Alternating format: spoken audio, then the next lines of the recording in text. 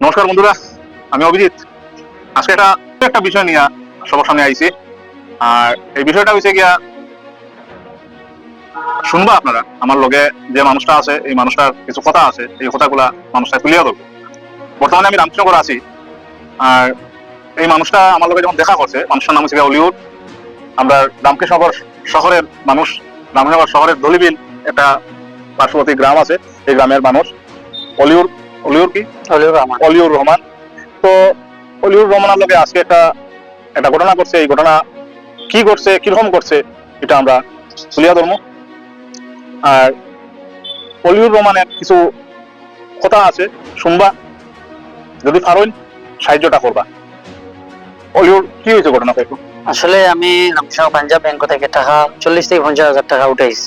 ওটাই আজকে 3টার আগে। তারপরে আমি ওই যে বালিচড়ার ওখান থেকে একটা দোকান থেকে কিছু সামান ক্রয় করিয়া আর আমি তো রওনা দিলেছি বাড়ি মুখে। আমার টাকা যেটা নিয়ে আসলো, ক্যাশ আসলো, আমার পকেটে ঢুকাইছে, বাম পাশে আসলো। তারপরে তো আমি আমার বাড়িতে গেছি। যাওয়ার পরে আমি আমার যে সময় কম্পিউটার সেন্টারে ঢুকছি, টাকা দেখছি আমার পকেটে নাই। তারপরে আমি আবার টেনশনে পড়ে গেছি। আইয়া নগর খোঁজ খবর লইলাম যে টাকা আমার। এরপরে ওদিন হইলো অভিজিৎদের লগে মিল, আপনার নাম্বার আমি কানেকশন করিয়া আপনার লগে মিলছে।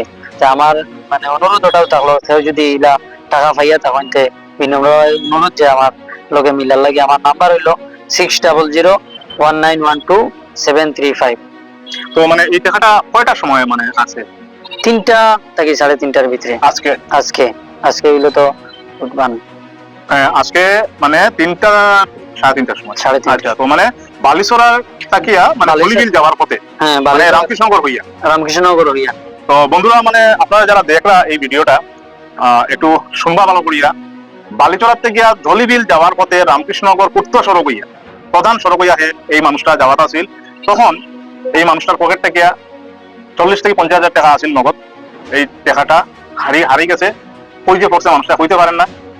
মানে মানুষটা একদম নিরুপায় অবস্থায়, মানে রাস্তায় রাস্তায় খোঁজার। তো আজকের ডেটে আমি চাইলাম যে আপনারা সবে যদি এই ভিডিওটা দেখে তখন একটু শেয়ার করবা। আর যদি কেউ পাইয়া থাকে, অনুগ্রহ করিয়া অলিউর রহমানের যে নাম্বারটা দিছে এই নাম্বারে যোগাযোগ করবা। ধন্যবাদ।